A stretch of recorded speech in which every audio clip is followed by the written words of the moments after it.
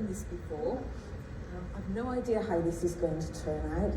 I have some penetrating questions for Zara, and also some from readers who sent them in. And if there's time at the end, we'll throw it open to questions from the audience as well, unless Jules has come along and poked us both off with a sharp stick. So, to begin, Zara, welcome. Thank you very much. Cheers.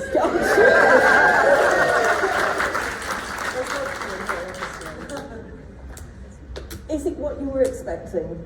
I can't actually remember now what I was expecting. You know how when something's about to happen and you have this whole image and picture and storyline of what it's going to be like and where the chairs are going to be, and then you get there and I don't know, it might have been exactly like this. I can't help thinking that amnesia so early in the evening is not going to be a good sign. Great, is it? It's not great. Let's forge on, shall we? Yeah. Right, a proper question. Zara, what do you call yourself? Are you a narrator or a voice actor? I can be either, in all honesty. I don't mind. Is it either or can you be both? I can be both. Maybe not at the same time, but no. I could be a narrator or a voice actor, yeah. Okay. Beginning with talking a little about your process. One of my books turns up. Don't laugh. One of my books turns up. Obviously, your initial reaction is jubilation. Definitely. But what's the first thing that you do? Make a cup of tea. Yes. One of us. What's the first thing I do? Well, I make my tea and then I would take it up to my little office. And do you want me to tell you how I prepare for Yes, please. So you record at home? I do mostly record at home. Since COVID, that's when I made my home studio. So I was an actor for 30 years, and then when COVID hit, I thought that's enough of that. Let's just do books. So I built a little studio in my son's old bedroom. He had moved out by then. That was my next question. Oh, sorry. Was he still at home? Did you build it around him? I built it around him. Yeah, kind of like, you know. Yes, so I've got a little booth, in fact. A little pod, even. I don't know, a pod.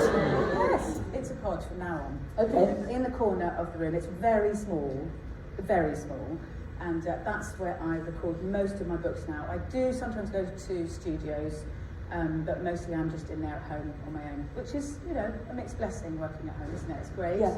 Because you can have your tea break in the garden, but it's also nice to have you a can tea work break. in your pyjamas. You can work in your pyjamas. Yeah. But it's quite nice to have a tea break with other people sometimes, isn't it? Yeah, it is nice to be in contact with the outside world occasionally. Yeah. Okay, so the book has turned up. Yes, sorry. Actually, I have a question I want to ask you. Out of time, please don't listen for a moment. I remember I asked you if you spoke Welsh, didn't I? And you said no. I mean, I don't. Okay, Zara, I'm really, really, really sorry. I heard yes. This is what I have to work with. It should be on its way to you soon. Enjoy. Okay, thank you. I thought I'd tell you in public so you can... So I can't get cross with you? I can say bore da, which is hello. Okay. Start, right? Can you sing in Welsh? I mean, yes. Listen, I told you I heard yes. Right, okay, well, we'll leave that and discuss it later in private. Yeah. Okay, so the book has arrived. Yes. Do you read it through first? Yes, I have read it through first. So I receive it on my iPad, and we used to use paper, but now everything's on screen, obviously. So I have it on my iPad, and I read it through, and you definitely have to read them through, otherwise who knows what happens at the end when you discover they were all French or Welsh. Or Welsh. I didn't want to say that, but yeah, well. So yeah, I read it through, and as I go through, I will make quite quick decisions on characters, on character voices. I think everybody who does the job that I do has a different way of preparing a book. Yeah. And I know a lot of people do a lot of marking up with different colours and recording. This might overlap into other questions you're going to ask. Yeah. No, that's fine. Keep going. Yeah, so I think a lot of people do it in a different way, but I tend to just start reading and then make a very quick decision about a character voice, and then make a note of it in my notebook, and then as the characters come in, I'll make a note, yeah, that's that name, what's that, oh, what we haven't had yet, or he could be a bit higher, or he could be a bit lower, or that sort of thing, or he could have an accent, or he could be Welsh. There's going to be a lot of this. And that's really how I would go through the book, you know, as an outline. Well, that's answered 17 of my Sorry. questions. Sorry. Yes, I don't know if you've noticed, but I am paying more attention these days, and I do add the occasional clue as to how a character does sound, or an accent. Yep. Is this helpful? It is really helpful. It's great to know it before I've made a decision. We're not going to talk about Mr. Evans. No, but it's hilarious because we do, don't we? Everybody talks about Mr. Evans. Yeah, he's a movable kind of chap, isn't he? Yeah. He's a kind of linguistic chameleon. Yeah, exactly. He doesn't want to be stuck in one place with one voice. That would be so dull, wouldn't it? He likes to move around the country and sometimes the world. Well, yes, and he's got a girlfriend now, so he has other things on his mind anyway. Exactly, yeah. Right. Well, that answers the next question as well, which was how do you allocate individual voices?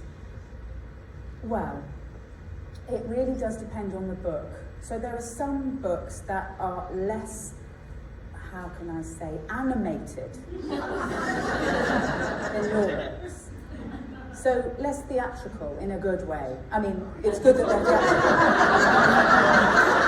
What I mean is there are some that are really boring. And that's not this, is it? No. This is far from boring, and it's full of really exciting characters. So it's much easier with a book like yours to make big decisions, bold decisions like, great, you could be Scottish, or I know, I'll do a really animated voice, because it's adventure, isn't it? It's, it's tons and tons of adventure, and you need those characters to really be big and bold. But you have to convey an entire character solely through voice. Yeah. Nobody's looking at you, so gestures, costumes, makeup, none of that is relevant in any way, is it? No, although obviously I do a lot of costume changes in the little booth. I've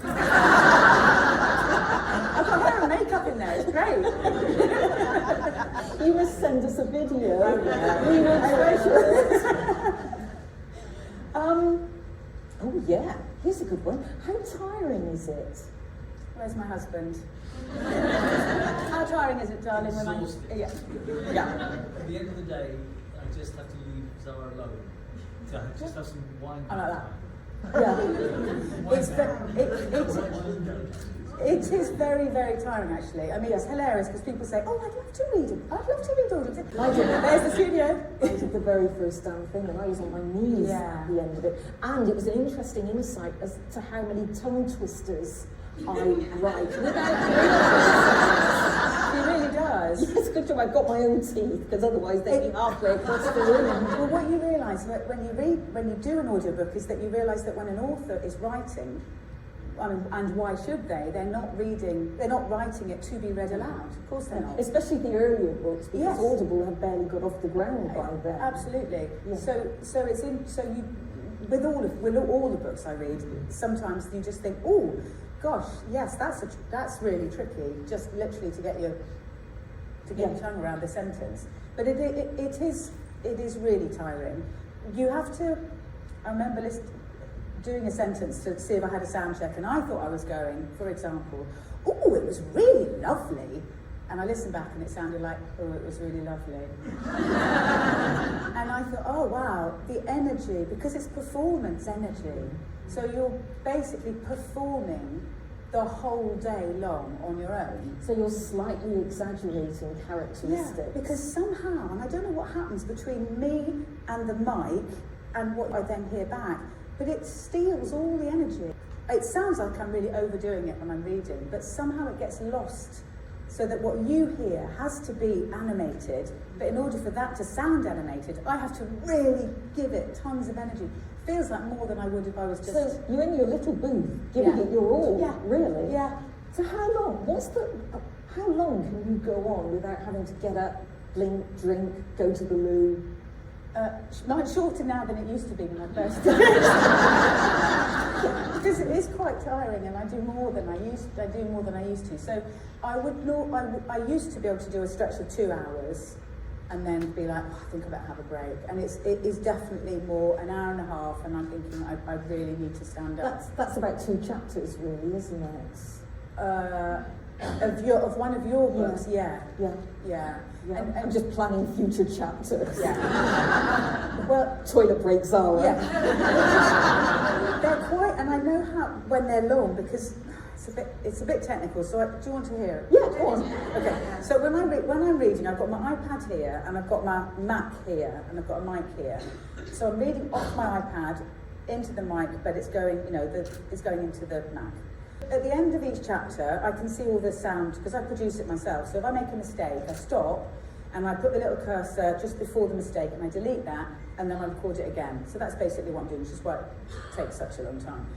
And then at the end of a chapter, I'll highlight the chapter on the thingy, and then I'll file it. And I know Jodi's chapters are long, because sometimes I make it smaller and smaller and smaller and smaller, and it's still the whole width of my Mac. And I'm like, and then I have to do this movement with my finger where I go, I'm not very technical, so forgive me. I have to go like that to highlight it, and then press file.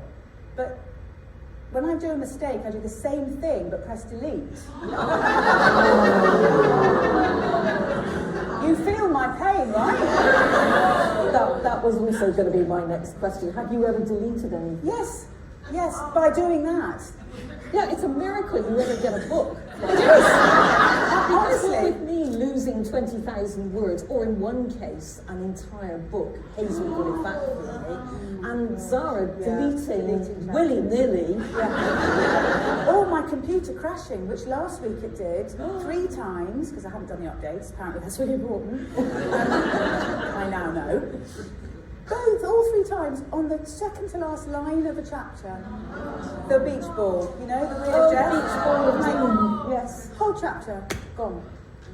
Anyway, that's just a little thing. It's really painful. Yeah, suddenly your jobs don't look so bad, do they?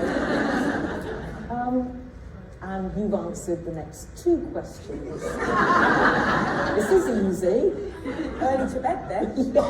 Well, off to the bar. Yeah. Here's a good one. Have you ever had to interrupt a recording, either with a fit of the giggles or uncontrollable sobbing? Yes. Really? What, one of mine? Yes. Really? Yes. Shall I question more closely? No. No, don't. No, I don't. No, I don't know. I can't remember. You've written so many books. Oh, that's right. Make me feel guilty. No, don't feel guilty. Don't feel guilty. No. Yeah, they're funny. They're definitely funny. And yeah, sometimes I have to press stop and have a little laugh. I haven't had to leave the room in tears. Did I tell you? Yes, you've got to make me cry. Lucy Price-Lewis? Yes. Yes, she read The Nothing Girl. Yeah. And I had a lovely email from her afterwards to say that when it got to the scene where Thomas left, she and her producer left the room in floods of tears and had to go and have a cup of tea and a bit of a sit down before coming back and having another go at trying the chapter. I felt terrible. I really felt really bad. I mean, you must get so caught up in the story. Yeah. I must confess that I do read other people's books. I know. Unless you're banned for life, isn't I it? know. I have to do them. I have to. And last week there was a great book, but it was there was just a really sad bit in it, and it did.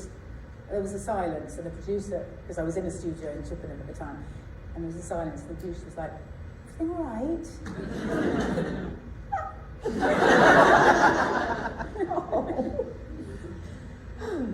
And that was the next one. And that one, we're all going to have time to go to the bar. As Mr. Markham would say, you are an actor. Yes. No. Well, yes, he would say that. He would. Could you talk about some of your roles or experiences as an actor? I know you were in Casualty because you were demented doll lady, weren't you? Yes. Oh, Christmas special? Yes. Oh, yes, started a riot, didn't I? Yes, you did. It was one of us. That was a really long time ago. I mean, I'm not an actor anymore. No, but you were in... But I was for 30 years. Pocket. I was, You. yeah. And I think you wrote to me once and said you were in the RSC. That was the last job I had before COVID, actually. What was your role? It was King John, and I was Lady... You weren't the woman who ate her son, were you? No. I thought that was quite important to clear up. Thank you. That job was about to finish after a year, and then COVID came and the theatre was closed, and we said goodbye to each other on Saturday night, thinking we'd see each other again on Monday, and we never saw each other again. So that was a bit of a funny way to finish my last acting job. So COVID was a big thing for you. It was, wasn't actually. It completely changed your It life. did. Really. It did. For the better, do you Much think? for the better. Yeah, definitely. Because you get to work in your pyjamas. Then. Exactly. Yeah. Yeah. Well, we are tanking through this, aren't we? I have questions now that people have sent in because people are very keen. Okay. This one is from Sarah Helen Snow. Have you ever gone away to read more about a subject as a result of an audible voice of a particular book? Has anything ever stimulated you to further research? It's okay to say no. No. The reason being that I read a lot of books, I record a lot of books, and apart from this series, you know, they do go in my eyes, out my mouth, and they go. If somebody asked me, was there a character in such and such 3 books ago, I probably would not be able to answer. Yeah. I mean, I can barely remember what I had for breakfast. Exactly. Yeah. So that is the truth. That is the honest answer. That there's a lot of books, and it might pique my interest, but I'm not particularly one for doing a lot of research. So, Can I ask a personal question? you can ask. I find it very, very difficult to read my own books. Yeah. It's like fingernails on a blackboard to me. I really, really can't do it. Do you find it difficult to listen to yourself? I mean, I don't really listen to myself other than correcting a mistake. I don't listen back to a whole chapter. I've never listened to a book. There's not the time. I'm not being paid to listen to my own voice. I mean, that would be madness, wouldn't it? When you were an actress, Yeah. could you watch yourself on television? Not great, no. It's a difficult feeling, Yeah, isn't it? it's very strange. It is really Yeah, odd. really, because you and become intrusive. It is, and you become fixated about silly little things that nobody else is looking at, and then you lose the whole feel of it, don't you? Yes. Whenever I hear my own voice, I always think, oh God, Chipmunk from Bristol. Nobody else thinks that. So I'm very carefully pitching my voice quite low this evening. But yeah, I find it difficult to read my own stuff, and you obviously can't watch yourself very easily either. You get used to it, though, don't you? I mean, when you have to read your own work, you do. Yes. And if I have to sit and watch myself, I will. But that just sounds really weird, doesn't it? I find I get very critical if I pick up a book that I've written and read it and think, oh, why did I say that? Yeah. Or what a stupid way to say that. And it's the criticism that I feel, not the, I made quite a good job of that. Oh no, it's always the negative. It is, Oh, isn't it? absolutely. Yeah. No, I can't imagine I've ever gone, I was jolly good in that, wasn't I? I was on top form that day. No, I think I'd be more like, oh gosh, wow, yeah. Change the channel. Because I mean, that's what everybody does, I'm sure. I think so, yes. I mean, loads of people can say, oh, you look fantastic tonight, and it only takes one person to say, oh, that's what you're wearing, is it? And the whole thing's gone, isn't it? That's the one that you remember. Of course. Yeah. I always remember my first 1-star review for Just One Damn Thing After Another. 1 star? 1 star. And she said, ordered this by mistake, couldn't be bothered to read it, 1 star. Well, if she'd read it, Indeed. yes, Her loss. her loss. Thank you for putting a positive spin on a Always. painful period of my life. Always here to help. On to the next one. This is from, oh God, seriously, bad eyes. Melinda Rubino. Oh, I think we partially answered this one. Do you read the books first? Yes, Yeah. you do. Do you keep short recordings of each character voice so you can recall the voice for future books? No, but I know that some narrators do that. It's not an uncommon thing to do. Really? Yeah. I mean, if I've got the book I'm reading now, there are 45 different voices. And Wow. yeah, I mean, there's quite a few in your books. Well, I'm sorry. No, it's good. It's good. It's challenging. Yeah, and I know that some people do that. Like I said earlier, some people highlight the characters in different colours, and they have little voice notes of their voices. I just know that for me, that isn't particularly helpful because I'd be going, what was the pink voice? What was the green voice? Who was the green voice? It would be completely hopeless for me. And it would take time as well to listen to this. The book I just did last week, there was a bit of Spanish. It wasn't Spanish as the language, but it was the accent. And as you know, a lot of your books have dialect and accents in, and there's ones I can do, and there's ones that I can't do. And just hear me say this, I'm not very good at Spanish accent. Bring it on. Spanish, nada. I couldn't do it. So when my husband and I were in a little antique place at the weekend, we were walking, because I'd said, I'm going to have to look up a Spanish person speaking English on YouTube so that I can play it for this book. And we were walking looking at chairs, and this couple walked on, and I said, oh, I think they're Spanish. So I went up to them and I said, are you Spanish? And they said, sí. And I said, could you just talk into my phone? Did I not, Greg? Did I not?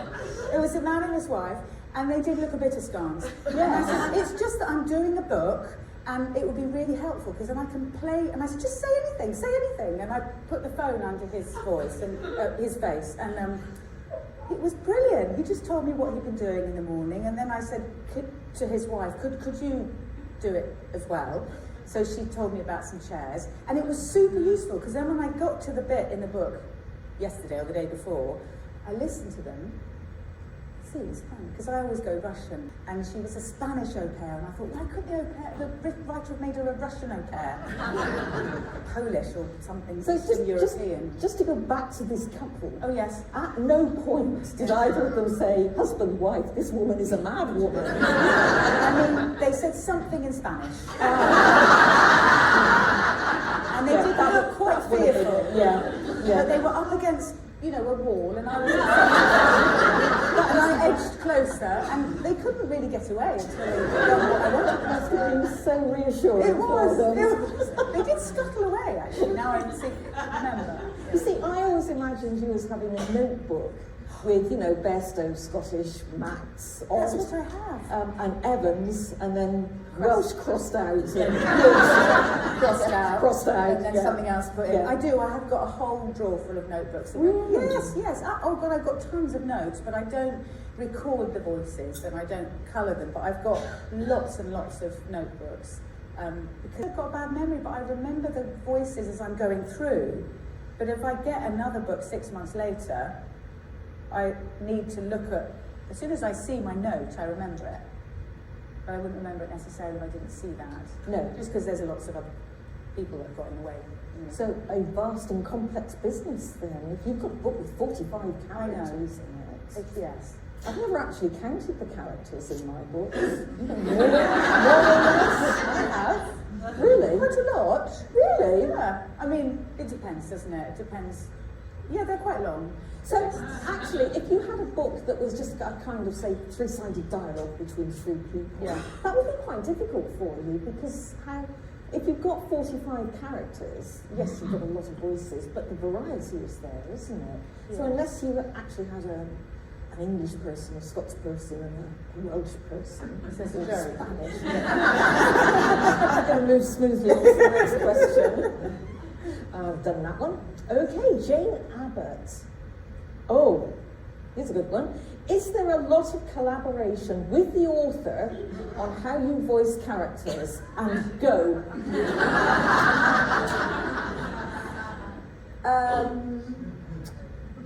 Not usually. Really? Very rarely do I have any communication with the author at all. It's really unusual. Occasionally, there'll be a few notes that might specifically say, we want it in this dialect, but it's quite rare, actually. You have noticed, haven't you, that I have of late been putting helpful margin notes for you. Yeah, I like it. Oh, thank you. Yeah, no, it's great. Because I said to Frankie, is this likely to annoy or help? No, it's great, because I think sometimes if I haven't got any, mostly I don't have any of that, so then I'm just thinking, oh, what haven't I done, what haven't I done? Is there one I can do? Have I done that accent? And if you've specified somebody, that means I don't have to do that bit of it.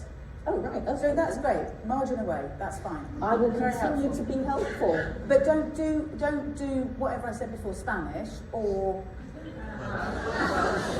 what? No, Welsh is all right. Spanish. Welsh will have to be all Yeah, right. it will be. So did I take this author? No, it was Suffolk. A book came through last week. Yes, exactly. Suffolk. What does Suffolk sound like?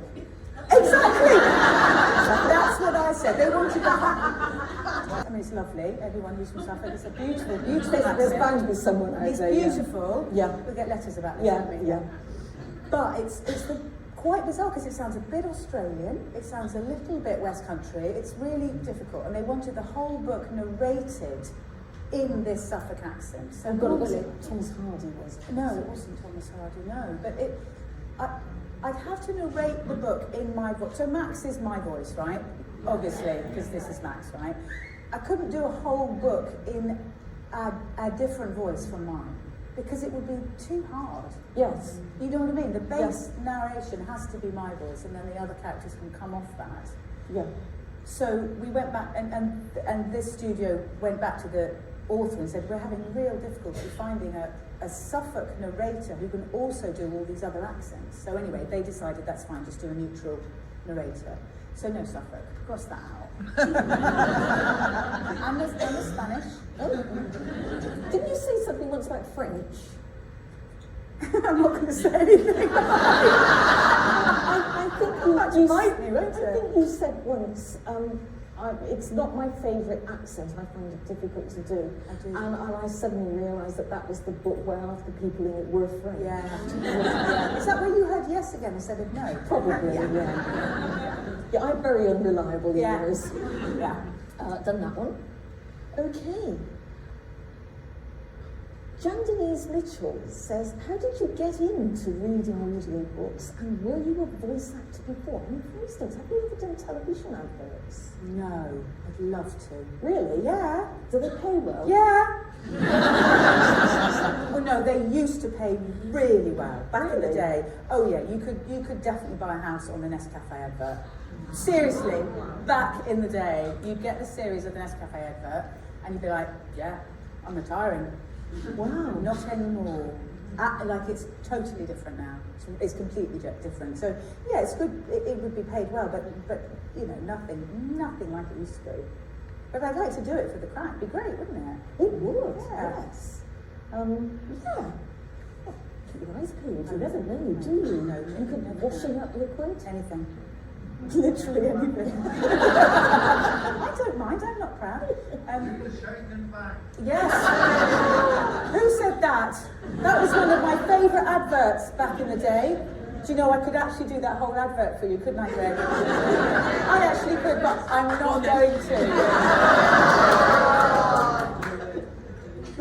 I remember that one because she was the headmistress at Grange Hill, wasn't Was she? she? It was Bridget. Was it? Yeah, I do the shake and back and put the freshness back. Do the shake and back and put the freshness back. If your car smells fresh, your room does too. Every single time that you remember what to do. See, there we go. They don't make them like that anymore, do they? Do they? They don't do the jingles like they used to. pulling myself together. Did I even answer that question? No. I didn't, did I? That was about...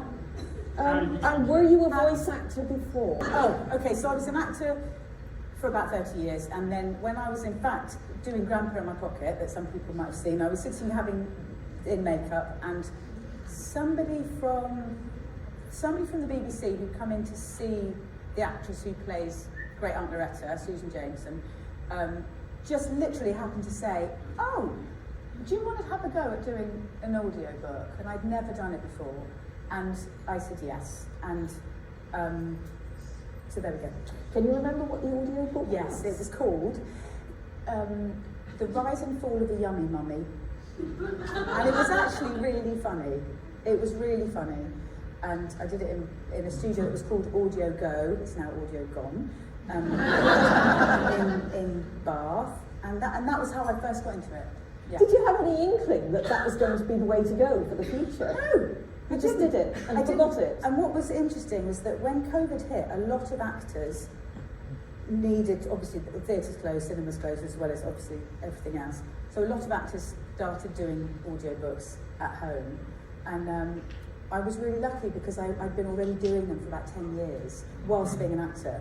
So I was a bit ahead of the curve in that respect. You were halfway there anyway. Well, I'd been doing it for a while, which was great because those makeshift studios, like the makeshift telly. Do you remember the makeshift telly that we all watched in COVID? We were happy to watch anything, and then suddenly we went, "No, it's just really bad, isn't it?" That looks really dodgy and really weird angles because they were cameramen that weren't really all of that. Yeah. So that fell by the wayside. But because I'd already been doing it for quite a while, I was a bit more set up than some people, which was really good.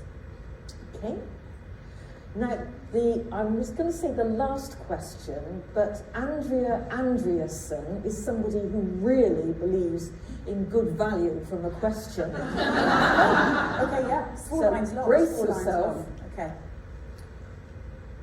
We've done that one. Sorry, Andrea. This is an interesting question about how you set about it. Do you read it in order, switching voices as you go, which I think most of us would assume that you do, or do you do chunks with Max's voice, then Peterson's voice, and knit it all together afterwards? And I would imagine that would not be easy to do. No, it's the first one. Yeah, sorry about that, Andrea, but no. Yeah, just as the book literally as it comes is how it's done. Yeah. And here's one we've asked before: how do you read the funny parts without laughing while doing it? But it's. I mean, I can laugh because I can just edit it out. So you can cackle wildly and then get rid of it. Totally. Oh. Yeah, or cry, or whatever. Yeah. Because I make a huge amount of mistakes. So yeah, laughing is one of them, I suppose. Yes. Sad to say laughing's a mistake, but you know what I mean. What do you like best about narrating Jodi's books? Here's an opportunity for you to make up lots of lost ground. I'll do the Welsh and the Spanish. And sing. What do you like best? I mean, are they light-hearted? Do you regard them as good fun? They're really, really good fun. They are really good fun. They're so fun to read, and they're so good to read. Not all the books I record are good books. They're not all well. Hi over there. God, have I been having my back to you this whole time? Oh, that's so. Oh, sorry, Jodi. So rude. I'm really sorry, I hadn't really seen that. Well, for some reason, that part of the audience don't have any lights on. Do you think they're keeping them quiet? Shall we go back and do it all again? Can you imagine? No, I am sorry, that's terribly rude. A bit late, but sorry. What was the question? What do you like best about Jodi's books? I thought we could finish on a biggie. Yeah, they are really fun, because what I was going to say was not all the books that come in for me to do are good. Pays the bills. But honestly, your books are really, really fun. They are, and there's so much history. I mean, she's incredible, isn't she, with her history? It's amazing. I mean, you really love your history. I do, yes. I don't always like the same bits as everybody else. It doesn't matter what everybody else likes, they're brilliant. Whatever you put in there, it's so brilliant. And I do sometimes read them and I think, that is amazing. I wish I was going to remember that, but I'm not, because it goes in here and goes out there, and then I'm on to the next bit, and I can't retain that information. But it's absolutely fascinating. Well, thank you It really very is, much. yeah. You're back on the Christmas card list. And because nobody's attempted to remove us while we're doing this, I'm now going to throw it open to the audience, and I believe there is a wandering mic somewhere, whom I would quite like to meet. I can't see a thing. Sadly, these lights are like looking into the sun. I've got a question. How do you feel about reading the really steamy bits? Particularly Max and Leah. Yeah, go on. Wow, I'm a professional. That's the answer, really, isn't it? Yeah, I would stick with that if I were just you. Hi, basically, if you could travel anywhere, like in time, first with the 100 year, just throw that out the window, where would you go and why? If I could go anywhere in time, is that what you asked? So which like historical event and then anything like more recent would you like to travel back to? It's massive. I know, it's good, isn't it? Yeah, it's a really, really good question. Yeah, yes, Yeah, go yes on. I could. Say the Tudors. The Tudors! Oh, I love the Tudors. The frocks, the things here. Yeah. And the So that one, yeah. Yeah. Do you have a favourite character in the Jodi books? That is genuinely quite a hard one because there are, as you know, so many fantastic characters. I actually really like Rosie Lee. That's brilliant for Rosie, the grumpy cow. She's so grumpy, right? That just popped into my head. I'm surprised that I said that, but I do like Rosie. yeah, she's going to it's amazing, isn't it? How the grumpy, the odd characters are always so much more enjoyable than the really nice people. I really like her. Yeah. It is quite a hard question actually because there are so many I really like Pennyroyal, although quite a lot of vocal strain. It's quite like that, isn't it, most of the time? That is quite a challenge. It was just like Vinnie Jones. Well, that's obviously who I based Pennyroyal on. That was uncanny. You know, close your eyes and run. Hi. When you're reading about Max and Max is saying things, do you have a picture of what she looks like in your head? Because when I read about the characters and that, I always have a picture of what they look like. Do you have a picture of the characters and especially Max? Yeah, I what do. She looks like? I mean, Jodi's great because she does give me some pretty cool clues with the hair and, you know, you're very good. You're very good at helping me imagine. Yeah, of course. Helping me to imagine them. I mean, she just got all that hair, hasn't she? She looks a bit kind of wrecked, really. And, you know. It makes you wonder what the bathroom plumbing state is, really, doesn't it? But yes, I do have, and that I suppose is the great thing about audiobooks, isn't it? Is that you can make those people look how you want them to look, and the locations to look how you want to look. And weirdly, last week I had to take my dad to a dental hospital, and this particular hospital is, in my mind, is always how I've imagined, oh gosh, help me now, what's he called? You know, we've just had him in Bad Moon, the clinic, Sorensen's clinic. It just happened to be exactly, when I've done it, I thought, oh yeah, that's that. And then I'd literally been reading Bad Moon that morning, and I took my dad to the hospital, and we got out, and I'm like, oh, it was really alarming. And there we were, at the Sorensen clinic. My dad didn't get it at all. He thought he was in trouble with his tooth. I thought, I'm in much more trouble here, because Sorensen clinic's a scary place to be. You were actually having a genuine crisis. I was actually having a genuine crisis. Yeah. You said earlier that you had a lot of tongue twisters. What's the most common one that Jodi writes, and what's the worst one she's written? By mistake, hopefully. Tongue twisters. What's the best and the worst one that Jodi's written? Was that the question? Common and the hardest to say. I mean, specifically, I can't honestly remember, because there's a lot of words. I suppose sometimes when it's alliteration or when the word finishes with a D and then the next word's got to start with a D, because it's got to be so articulated. It's often, I'm trying to think of a good example, and then she said, damn. Yeah, so if I was to go and then she said, damn it, I've got to get the D on the end of said, and then I've also got to get the D on the beginning of damn it. So, but you don't want to say, and then she said, damn it. you sort of do, but you don't want to be that. Do you know what I mean? So it's those sorts of things that can just really trip you up. And also it's amazing how, I was saying to Greg yesterday, how you can completely change a sentence or a word. So it should say camping and you say bathroom. It's really hilarious, and I'm sure it gets worse throughout the day when you get tireder. But they were going into the sea in this book I read, narrated last week, and it said they all went into the sea as if they were fine dining. And I said, they all went into the sea as if they were line dancing. And I didn't realise until I got the pickups back, because the mistakes had to come back and I had to do it again. I was like, line dancing? Well, how did I get that out? I have to say, I think you improved it. Well, I think on the whole, I improve it. That's the way I do it. Yeah. Otherwise, I'd be really depressed about having Well, mistakes these I authors made. more grateful to you. Exactly. Line dancing in the sea, why wouldn't you want to do that? Fine dining, ridiculous notion. Mine's not actually a question. I am partially sighted, and I would like to really thank you for making Jodi's book so accessible for those of us who find it more difficult to read the books. So thank you, Zara.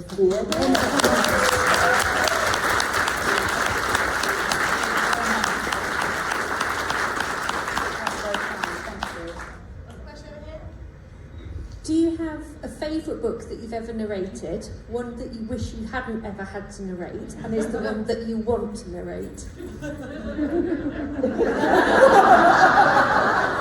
Let me really think about that.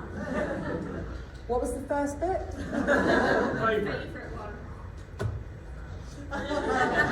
Obviously. Or, no, seriously. It's really hard to remember. Honestly, it really is. There's a lot of books, aren't there, Greg? Loads. There are loads. 170. Yeah, it's loads. There's been a lot of words in your life. There have actually been a lot of work. It is quite a difficult. It's quite a difficult question. But going back to these are really, really fun to read, and I'm not just saying that because we're here. There's some really not great books out there, but you do them, and that's great that people are writing them. I would never say, God, I wish I wasn't doing this, because how brilliant that people are writing, and isn't it great, and it's work and all of those things. But not everybody says 1 million copies sold. I mean, that's true. So they're really great, and sometimes I read a book at home and I think, God, I'd really like to do the audiobook of that. There are those books that you really love and think that would be great, but I can't think what they are. Sorry. So you've done multiple books from similar, like the same authors and all that. Does anything stick? Like a character has a catchphrase or something? Do you find yourself, in Tesco's or whatever, and you suddenly like quoting that character randomly? Like, does it stick with you after you've done the books sometimes? Do the characters stick with me after I've done the books? Phrases like, the bloody bollock in hell, or, something that just sticks without meaning to. Well, that happens more with Jodi's books because there's a massive series of them. So I hear the phrases or the sayings that the characters might do. If I'm just reading a one-off book, it's less likely, to be perfectly honest, because it doesn't stick with you in that quite the same way. But there's definitely times that I think, oh yeah, that does sound a bit like Max actually. Or, Lucky Markham isn't here. Can I interrupt actually? Has anybody ever stopped you and said, you're Zara Ramm, you narrated my favourite book? Only in the foyer just now. Which was really nice, because I was like, hang on, how do you know that? I was really thinking it was Mia. Was it Mia, the lovely... May. The lovely May. It was a bit spooky actually, May. Because I was like, how do you know what I look like? Because that's my voice in it. But obviously, there's a picture of me somewhere, isn't there? Yeah. You're splashed all over the brochure. No secrets from now on. Process question for you. If a book is, say, 18 hours long by the time you've read the whole thing... Say the first bit again, so sorry. It's a process question for you. So if a book, finished product, is 18 hours long, say, how much time have you put into that? Because you've got to read it and record it, all of that. Okay, so it seems to take me, if I'm producing it myself at home, so having to do all those corrections and mistakes and going back and edit, it seems to take me an hour to do half an hour of audio. So it takes me twice as long to record it as it does for you to listen to it, but then I have to add on the time to prep it before I start recording it. So maybe that's 2 days of reading it, you know, with my iPad and making all my notes, and then I'll go into the studio and record it. So it is quite a long. I would always give myself 2 weeks, 2 clear weeks to do a book. Not because it takes all of those days, but because I record at home and we live in the countryside. There's always someone strimming, or there's somebody. What else happens? Roadworks, no flying aircraft, all of those things. Which, although my studio is great, it's not completely soundproof. So I need to make sure that all the equipment breaks or something. So I always need to give myself plenty of time. Is that an answer? Yeah, great. Okay. First, I want to thank you because I usually listen to Jodi's books at night when I'm going to bed. And I have an insane dog that's Boston Terrier and Chihuahua. And she does not like to calm down for bedtime. But when she hears your voice... So I put dogs to sleep. She just wants to listen to the story. Okay, that's very kind. She's not just super bored. Dog in next book. Greg's really good at being a dog. I can do a better monkey, but Greg's good at being a dog, yeah. Yeah. And this may be too personal. Do you get paid by the word or by the book? So I get paid per finished hour. Okay, so the finished hour, the hour. It's 9 hours. I get paid for 9 hours work. I know, it's not fair, is it? Oh, there's another writer that you read, and I like her books, but they're very wordy. You know what I mean? Where it's like, she could probably cut out 30% of that book. Can you ask her not to? Why would you do that to me? But it's the money. More words. Although we love a blank page in a script because it means we can have a bit of a rest. So per finished hour, so not what you were asking, I'm not getting paid for the... So basically the better you are, the more you get, because if I did a book that took me 4 weeks to do, I'm only going to get paid for the same hours I finished. You know what I mean? Yeah. That makes sense, isn't it? Do you like reading? And do you read a lot outside of your work? Yeah, I do. I always have a book by the bed. Yeah, I do. That was a really quick question to answer, isn't it? I'm being told that's it. So firstly, Zara, thank you so much.